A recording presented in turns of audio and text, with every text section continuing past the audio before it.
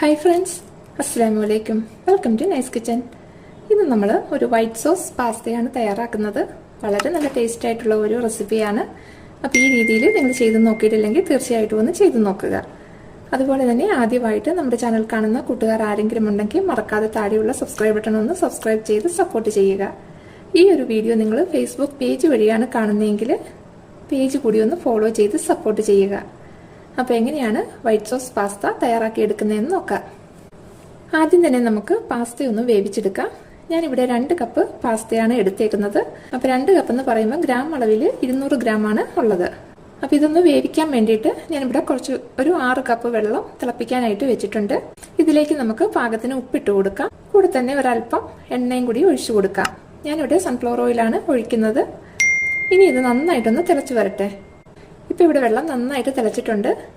ഇതിലേക്ക് നമ്മൾ എടുത്തു വെച്ചിരിക്കുന്ന പാസ്ത ഇട്ട് കൊടുക്കാം. പാസ്ത ഇട്ട് കൊടുത്ത് ഒന്ന് ഇളക്കി കൊടുത്ത് നമുക്കിതൊന്ന് വേവിച്ചെടുക്കാം. അപ്പോൾ അടച്ചു വെക്കുമ്പം ഇത് പതഞ്ഞ് പൊങ്ങി വരാതെ ശ്രദ്ധിക്കണം. ഇടയ്ക്ക് നമ്മൾ തുറന്ന് ഇളക്കി കൊടുത്ത് വേണം വേവിച്ചെടുക്കാൻ. ഒരു 10 മിനിറ്റ് മതി. അപ്പോഴത്തേക്കും നമുക്ക് പാസ്ത വെന്ത് കിട്ടും. ഇപ്പോൾ ഇവിടെ 10 മിനിറ്റ് ആയിട്ടുണ്ട്. പാസ്ത നല്ല പാകത്തിന് തന്നെ വേവായി കിട്ടിയിട്ടുണ്ട്. അപ്പോൾ ഇനി ഇത് നമുക്കൊരു സ്റ്റെയിനറിലേക്ക് മാറ്റാം. ഇപ്പോൾ ഇവിടെ പാസ്ത നമ്മൾ സ്ട്രെയിൻ ചെയ്തെടുത്ത് വെച്ചിട്ടുണ്ട്.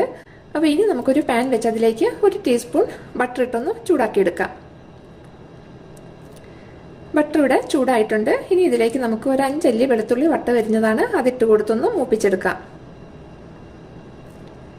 വെളുത്തുള്ളി ഒന്ന് മൂത്ത് വരുമ്പോഴത്തേക്ക് നമുക്കതിലേക്ക് ഒരു സവോള ചോപ്പ് ചെയ്തതും അതുപോലെ തന്നെ ഒരു ചെറിയ ക്യാപ്സിക്കം ചോപ്പ് ചെയ്തതുമാണ്. അതും കൂടി ചേർത്ത് നന്നായിട്ടൊന്ന് വഴറ്റിയെടുക്കാം. അപ്പോൾ ഈ ഒരു സവോളയ്ക്കും ക്യാപ്സിക്കത്തിനും ഉള്ള ഉപ്പ് ഒരല്പം ചേർത്ത് കൊടുക്കാം. ഈ ഒരു പരുവത്തിൽ വഴറ്റിയെടുത്താൽ മതി. ഇനി ഇതിലേക്ക് നമുക്ക് കുറച്ച് ചിക്കൻ ചേർത്ത് കൊടുക്കാം. ഇത് ഓപ്ഷണലാണ്. ചിക്കൻ ചേർത്താൽ കുട്ടികൾക്കൊക്കെ കുറച്ചും കൂടി ഇഷ്ടമാകും. ചേർത്തില്ലെന്ന് ഓർത്തും കുഴപ്പമൊന്നുമില്ല, നല്ല ടേസ്റ്റ് തന്നെയാണ്. അപ്പം ഞാനിവിടെ കുറച്ച് വൈറ്റ് പെപ്പറിൻ്റെ പൊടിയും അല്പം ഉപ്പും ചേർത്തിട്ടൊന്ന് വേവിച്ചെടുത്തതിന് ശേഷം ഇതുപോലെ ചെറുതാക്കി എടുത്തതാണ്. അപ്പോൾ ഇത് നല്ലതുപോലെ ഒന്ന് മിക്സാക്കി ഒരു 2 മിനിറ്റ് ഒന്ന് ഇളക്കി കൊടുത്താൽ മതി. ഈ ഒരു പരുവത്തിൽ റെഡിയാക്കി എടുത്താൽ മതി. ഇനി ഇത് നമുക്കങ്ങ് മാറ്റി വെക്കാം. ഇനി വേറൊരു പാൻ വെച്ച് അതിലേക്ക് ഒരു 2 ടേബിൾ സ്പൂൺ ബട്ടർ ഇട്ടൊന്ന് ചൂടാക്കിയെടുക്കാം. അപ്പോൾ ഫ്ലെയിം എപ്പോഴും ഒരു ലോയ്ക്കും മീഡിയത്തിനും ഇടയ്ക്ക് ആവാനായിട്ട് ശ്രദ്ധിക്കണം. കാരണം ബട്ടറിൻ്റെ കളർ ചേഞ്ച് ചെയ്യാത്ത രീതിയിൽ വേണം മെൽറ്റാക്കി എടുക്കാനായിട്ട്. നമ്മളിത് വൈറ്റ് സോസ് തയ്യാറാക്കുന്നതിന് വേണ്ടിയിട്ടാണ് ഈ ഒരു ബട്ടർ മെൽറ്റ് ചെയ്തെടുക്കുന്നത്. ഇപ്പോൾ ഇവിടെ ബട്ടറൊക്കെ നന്നായിട്ട് മെൽറ്റ് ആയിട്ടുണ്ട്. ഇതിലേക്ക് നമുക്ക് ഒരു 2 ടേബിൾ സ്പൂൺ മൈദയാണ് അതിട്ട് കൊടുക്കാം. മൈദയിട്ട് നല്ലതുപോലെ ഒന്ന് ബട്ടറുമായിട്ടൊന്ന് മിക്സാക്കി എടുക്കാം. മൈദ ഒന്ന് നന്നായിട്ട് ബട്ടറുമായിട്ട് യോജിച്ച് കിട്ടണം. ആ ഒരു സമയം വരെ നമ്മൾ ഇതുപോലെ ഇളക്കി കൊടുത്തുകൊണ്ടിരിക്കണം. ഇപ്പോൾ ഇവിടെ മൈദ നന്നായിട്ട് ബട്ടറുമായിട്ട് മിക്സായി കിട്ടിയിട്ടുണ്ട്. ഇനി ഇതിലേക്ക് നമുക്ക് കുറേശ്ശെ പാലൊഴിച്ച് കൊടുത്ത് അതൊന്ന് വേവിച്ചെടുക്കണം. അപ്പം ഞാൻ 2 കപ്പ് അളവിൽ പാലാണ് എടുത്തേക്കുന്നത്. പക്ഷെ അത് നമ്മൾ കുറച്ച് വീതം ഒഴിച്ച് കൂട്ടിയെടുക്കാവുള്ളൂ.